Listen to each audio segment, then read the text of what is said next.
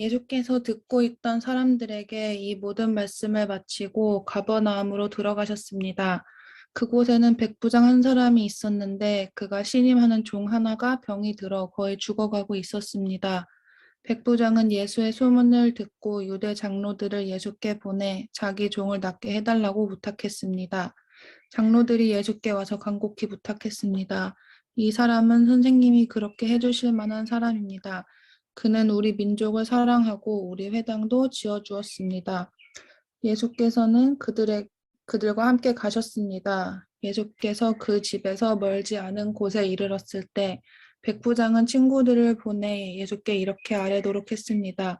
주여 더 수고하실 필요가 없습니다. 저는 주를 제 집에 모실 자격이 없습니다. 그래서 제가 직접 주께 나아갈 엄두도 못 냈습니다. 그저 말씀만 하십시오. 그러면 제 하인이 나을 것입니다.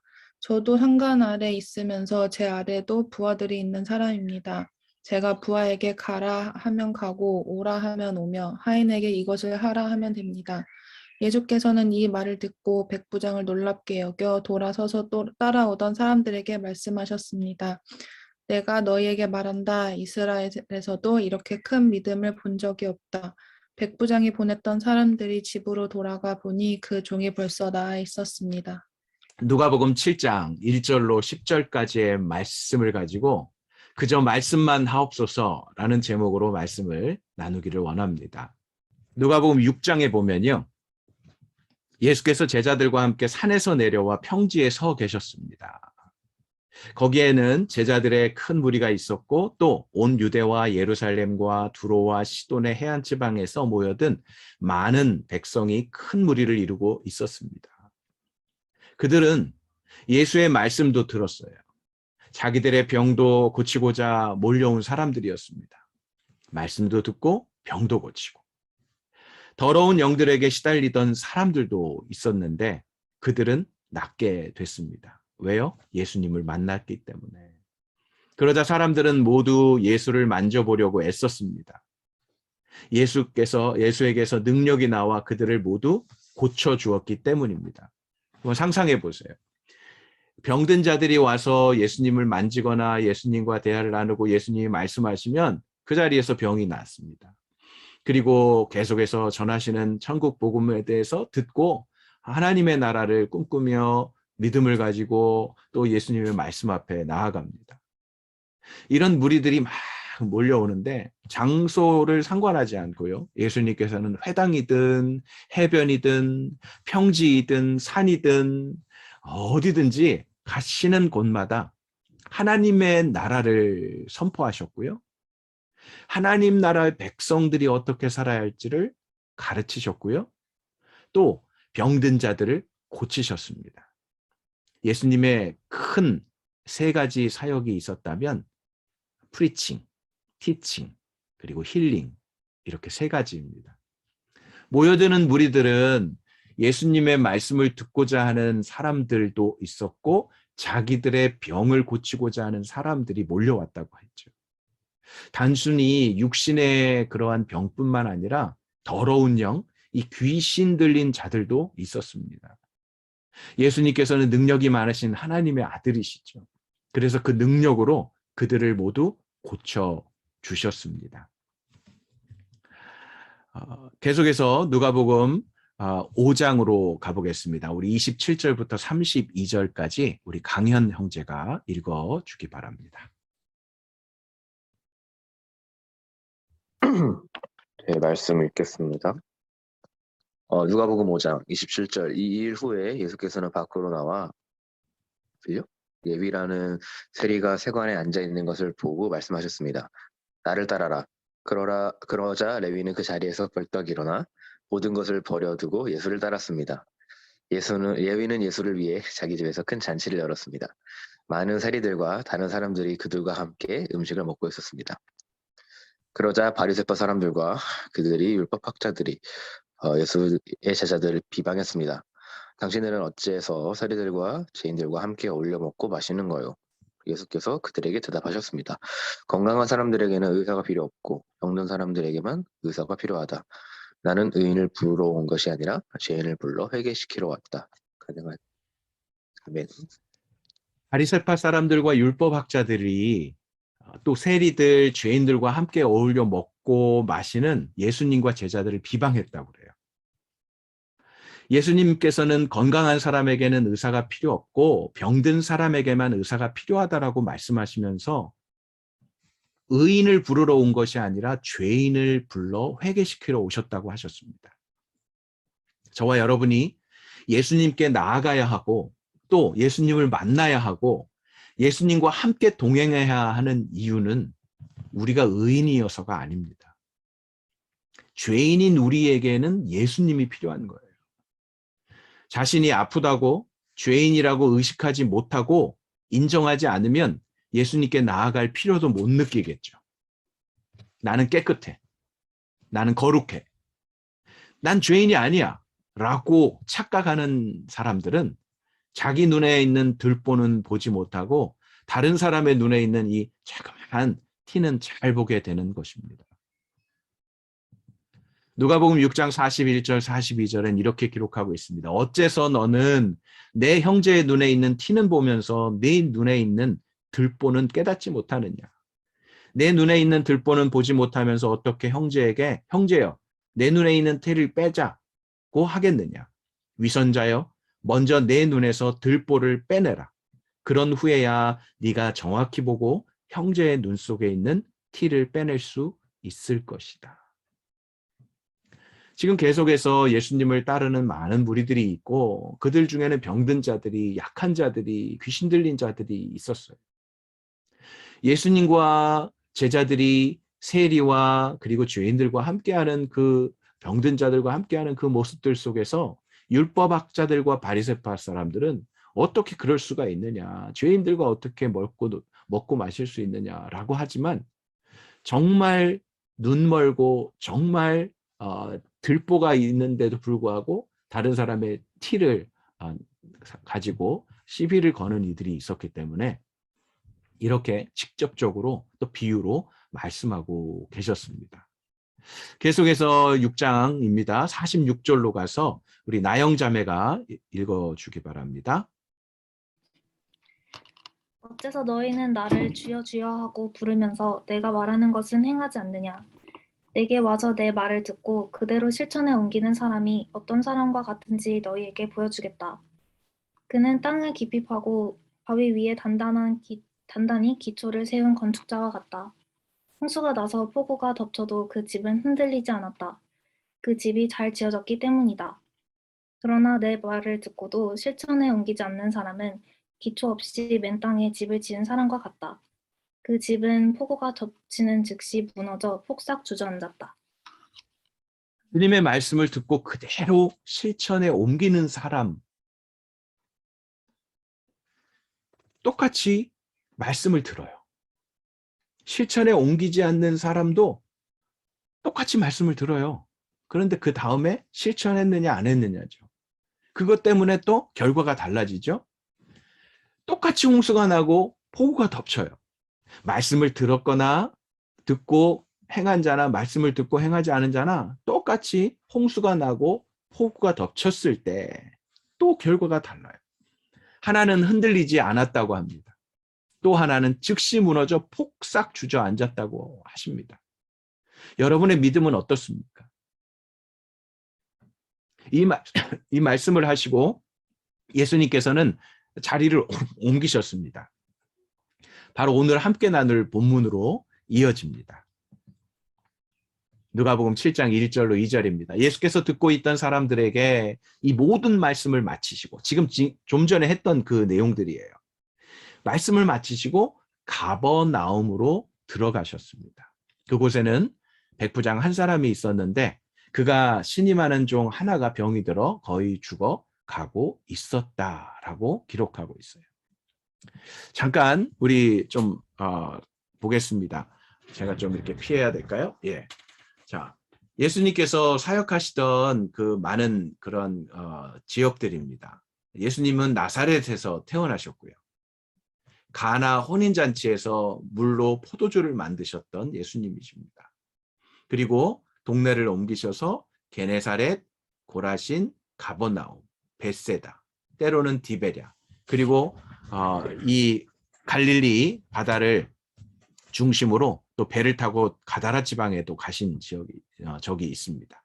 그래서 오늘은 이 가버나움 지역에 예수님께서 하신 사역, 특별히 가버나움에서는 아주 놀라운 기적들을 많이 행하신 곳이 가버나움이라는 곳입니다.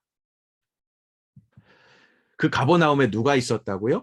가버나움에 잠깐만요. 갑자기 이걸로 넘어가네요. 가버나움에 누가 있었다고요? 백부장 한 사람이 있었습니다. 그 백부장은 여러분 그냥 말 자체가 이 백부장이라는 것 자체가 어떤 직위를 나타내는 건데 로마 보병 100명을 거느리는 그런 군대 장교를 일컫는 말입니다. 50부장도 있고 1000부장이 있어요. 그러니까 1000명, 50명, 100명. 그래서 그 100명을 거느리는 장교로서 한 사람이 있었는데 그 군인들 외에도 많은 종을 두고 있는 백부장이었습니다. 그런데 그 많은 종들 중에서 한 명이 병이 들어서 거의 죽어가고 있었다는 거예요. 마태복음의 병행 구절을 잠깐 또 보도록 하겠습니다. 어떻게 알려주고 있는지 보겠습니다. 우리 이 본문 마태복음 8장 5절로 13절까지는 우리 택범 형제가 읽어주겠습니다. 예수께서 가버나움에 들어가셨을 때 한 백부장이 예수께 와서 도움을 청했습니다. 백부장이 말했습니다. 주여, 제 종이 중풍병으로 집에 누워 몹시 괴로워하고 있습니다. 예수께서 그에게 말씀하셨습니다. 내가 가서 고쳐주겠다. 그러자 백부장이 대답했습니다. 주여, 저는 주를 제 집 안에 모실 자격이 없습니다. 그저 말씀만 하십시오. 그러면 제 종이 나을 것입니다. 저도 위로는 상관이 있고 밑으로는 부하들이 있는 사람입니다. 제가 부하에게 가라 하고 가고 오라 하면 오며 하인에게 이것을 하라 하면 그것을 합니다. 예수께서 이 말을 듣고 놀랍게 여겨 따라온 사람들에게 말씀하셨습니다. 내가 진실로 너에게 말한다. 이스라엘에서도 아직까지 이렇게 큰 믿음을 본 적이 없다. 그리고 예수께서는 백부장에게 말씀하셨습니다. 가거라. 내가 믿음 있는 대로 될 것이다. 바로 그 시각에 그 종은 병이 나았습니다. 마태복음에서는 이 종의 병이 중풍병이라고 알려줍니다. 또한 마태복음에서는 이 백부장과 예수님과의 직접적인 대화로 묘사하고 있어요. 그러나 누가복음에서는 유대 장교들과 백부장의 친구들을 통해서 전달된 메시지임을 알 수 있습니다. 이 이방인 백부장의 삶이 어떠한지를 드러내주고 있는데요. 대부분 이 백부장, 천부장, 막 장교들 어떨까요? 어떤 권위주의나 이런 것들이 들기 쉽겠죠. 오만하고 거만한 많은 주인들은 종들을 욕하고 때리고 잔인하게 다루지 않는다는 그것 자체만으로 나는 좋은 주인이야 라고 말할 수 있다면 이 백부장은 어때요? 병에 걸린 한 종 때문에 장로들, 친구들을 예수님께 보내서 청하는 그런 백부장이었습니다. 병에 걸려 죽어가는 모습만 보고 있을 수 없었던 것이죠. 종이었기 때문에 그냥 버리거나 아니면 내보내면 되죠. 그런데 그 병에 걸린 하인을 위해서 지금 힘쓰고 애쓰고 있는 모습을 보게 됩니다. 참 부러운 주인과 종의 관계가 아닙니까? 종은 어떤 종이었겠습니까? 그렇게 귀하게 여기는 신이 많은 종이라고 할 만큼 그 종은 이 주인에게 신임을 받은 거죠. 종은 종으로서 자신에게 맡겨진 일들을 열심히 했을 것입니다. 주인은 아니지만 주인 의식을 가지고 청지기로서 열심히 일을 했을 거예요. 그렇게 열심히 주인을 섬겼기 때문에 주인도 이 종을 귀하게 여기는 것이죠. 신임하는 거죠. 주인은 종의 그 헌신을 마땅히 여기지 아니하고 귀하게 여기고 아끼고 사랑했을 것입니다. 그런 종이 아파서 죽게 되었는데 백부장은 어떻게 돼요? 마침 예수님의 소식을 듣게 됩니다. 많은 병자를 고치셨다는 소식을 막 들은 거예요. 그래서 예수님을 자신의 집으로 모셔서 사랑하는 이 종의 병을 고쳐주시기를 바라는 마음이 있었습니다. 그리고 그는 자신이 할례받지 않은 이방인이었기 때문에 선지자이신 예수님께서 자기와 대화를 나누는 것을 어떻게 생각할지 모르고 또 유대인 장로들을 통해서 대신 보내서 예수님을 존경하는, 존중하는 마음으로 그렇게 표현하는 장면이 오늘 누가복음에서 나오는 것입니다. 자, 그럼 오늘 본문으로 가볼까요? 또 3절입니다. 3절부터 5절 제가 읽습니다. 백부장은 예수의 소문을 듣고 유대 장로들을 예수께 보내 자기 종을 낫게 해달라고 부탁했습니다. 장로들이 예수께 와서 간곡히 부탁했습니다. 이 사람은 선생님이 그렇게 해주실 만한 사람입니다. 그는 우리 민족을 사랑하고 우리 회당도 지어주었습니다. 이 유대 장로들 또한 이방인으로서 로마 군인인 백부장의 부탁에 어쩔 수 없이 마지못해서 협박받아서 부탁에 응했던 것이 아님을 알 수 있습니다. 장로들이 예수님께 와서 어떻게 부탁했다고 본문이 말하고 있어요? 간곡히 부탁했다고 그래요. 아픈 것은 종이었는데 그 종을 위해 부탁하는 이는 백부장이고 그 백부장이 종을 위해서 유대 장로들에게 또 부탁하는 거예요. 부탁에 부탁인 거죠. 그 백부장에게 대해서 이 사람은 그렇게 해주실 만한 사람이라고 유대 장로들이 그렇게 추천합니다. 마땅한 사람이에요. 이 사람 우리가 보장합니다. 이 사람 우리가 확신할 수 있습니다. 괜찮을 사람, 믿을 만한 사람이고 이 부탁을 꼭 들어주셔야 합니다. 라고 한 거죠. 여러분, 누군가를 추천한다는 것은 이 추천하는 그 자신의 신뢰성을 바탕으로 하는 거기 때문에 쉬운 일이 아니에요. 대충 적당히 그냥 어떤 인사치레로 추천할 수 있는 정도가 아닌 것입니다. 믿을만하고 신뢰가 있어야 되죠. 누군가를 추천한다는 것이 정말 쉽지 않은데 아무나 추천해 줄 수 없는 건데 뉴질랜드 보면 잘 알지 않아요? 뉴질랜드 어떻습니까? 취업할 때나 학교에 원서를 낼 때에도 추천서를 꼭 첨부하게 되어 있습니다. 누구의 추천을 받느냐가 중요합니다. 그런데 백부장은 지금 유대 장로들이 추천을 하는데 아주 강추하고 있는 거예요. 그리고 추천하는 이유를 더 제시하고 있습니다. 백부장 그 사람이요, 우리 유대 민족을 사랑하는 사람이에요. 이방인인데.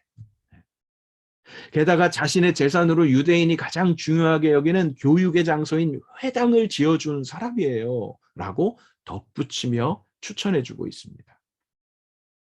그런데 여러분, 여기서 우리가 꼭 알아야 하는 것이 있어요. 예수님께서 백부장의 부탁을 들어주시려고 하신 것은 유대 장로들의 추천이나 유대 민족을 사랑했고 유대인들을 위해 회당을 지어주었다는 말 때문에가 아니라는 것입니다.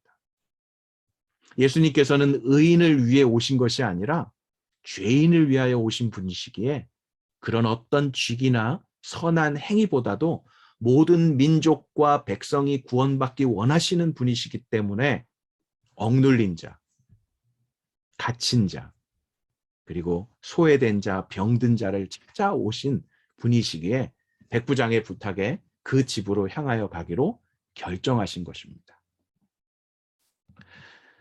6절로 또 8절까지를 보십시오. 예수께서는 그들과 함께 가셨습니다. 누구요? 장로들, 유대 장로들과 함께 가셨습니다. 예수께서 그 집에서 멀지 않은 곳에 이르렀을 때 백부장은 친구들을 보내 예수께 이렇게 아뢰도록 했습니다. 주여, 더 수고하실 필요가 없습니다. 저는 주를 제 집에 모실 자격이 없습니다. 그래서 제가 직접 주께 나아갈 엄두도 못 냈습니다. 그저 말씀만 하십시오. 그러면 제 하인이 나을 것입니다. 저도 상관 아래에 있으면서 제 아래도 부하들이 있는 사람입니다. 아니, 제가 부하에게 가라고 하면 가요. 오라고 하면 와요. 하인에게 이것을 해라 하면 합니다.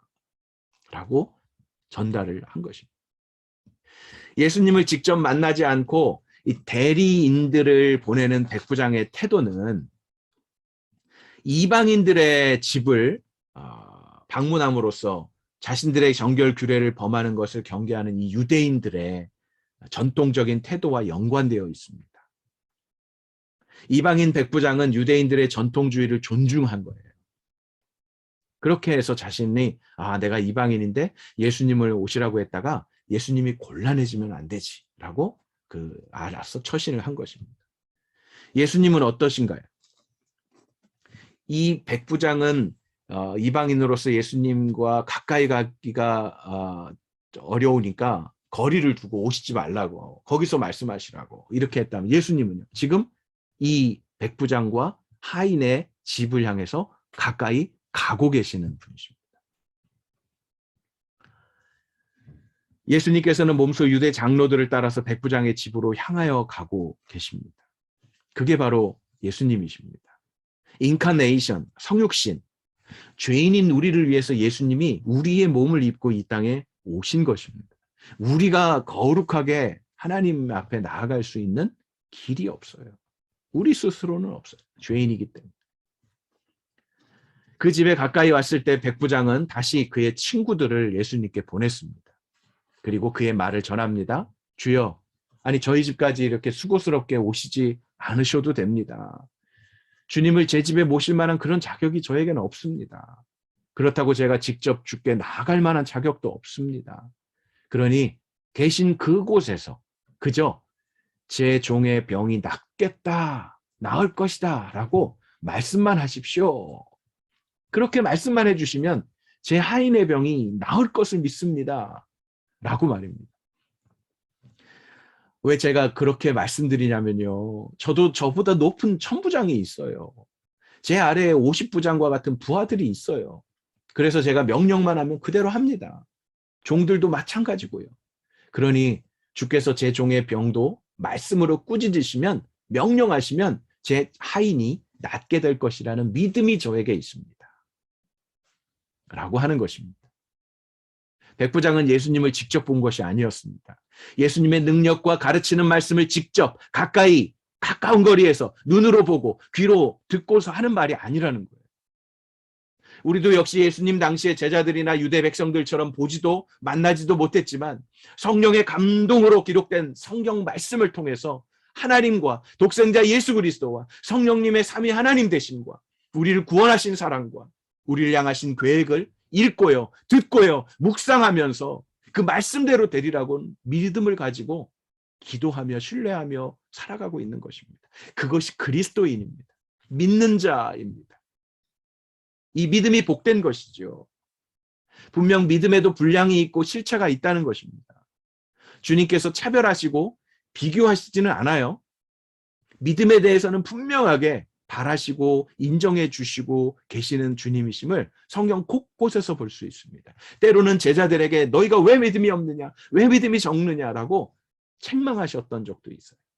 그런데 오늘 이 이방인 백부장은 이스라엘 백성도 아닌데 이방인임에도 불구하고 많은 사람들의 어떤 추앙을 받기보다는 세리와 마찬가지로 백부장도 그렇게 좋은 인상을 받을 만한 사람은 그 자리는 아닙니다. 그런데 분명 저와 여러분들의 믿음이 어떠한지를 보시고 아시는 분이 주님이십니다. 믿음이 없고 적은 것에 대해서도 분명하게 말씀하시는 분이에요.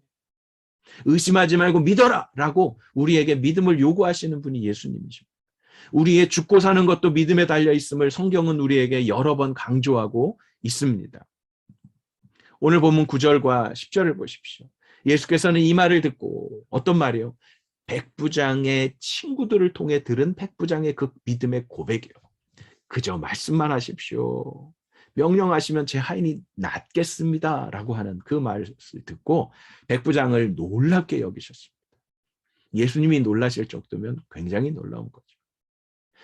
돌아서서 따라오던 사람들에게 말씀하셨습니다. 내가 너희에게 말한다. 돌아서서 따라오는 사람들이에요. 백부장에게 말한 것도 아니고 제자들에게 말한 것도 아니에요. 그리고 친구들에게 말한 것도 아니고 자신을 따라오는 무리들을 향해서 말씀하시는 거예요. 이스라엘에서도 이렇게 큰 믿음을 본 적이 없다. 백부장이 보냈던 사람들이 집으로 돌아가 보니 그 종이 벌써 나아 있었습니다. 친구들이 전해주는 말을 듣고 예수님께서는 백부장의 믿음을 놀랍게 여기셨습니다. 다른 면으로 보자면, 아니 이방인 백부장도 저런 믿음을 가지고 있는데 이스라엘 사람들이 너희들 왜 이렇게 믿음이 적냐라고 하시는 말씀이기도 하는 거예요. 안타까운 거죠. 야, 어떻게 이스라엘 백성들 너희들이 어떻게 저 이방 백부장의 믿음보다도 못하냐? 라는 말씀이기도 한 거예요. 예수님을 따라오던 사람들에게 말씀하심을 보십시오. 이스라엘에서도 이렇게 큰 믿음을 본 적이 없다라고 하시지 않습니까? 이것은 예수님께서 이방인들이 메시아의 구원의 대상에서 제외된 자들이 아니라 오히려 유대인들보다도 더 적극적인 대상이 될 수 있음을 선언하신 것입니다. 백부장의 선행이 아니에요. 믿음에 대해서 말입니다. 반면 아무리 선택된 백성이라고 자부하는 이스라엘이라 할지라도 믿음의 순종이 없으면 어떻게 된다고 하시는지 성경을 통해서 확인해 보겠습니다. 시편 106편입니다. 우리 지은 자매가 읽어주시겠어요?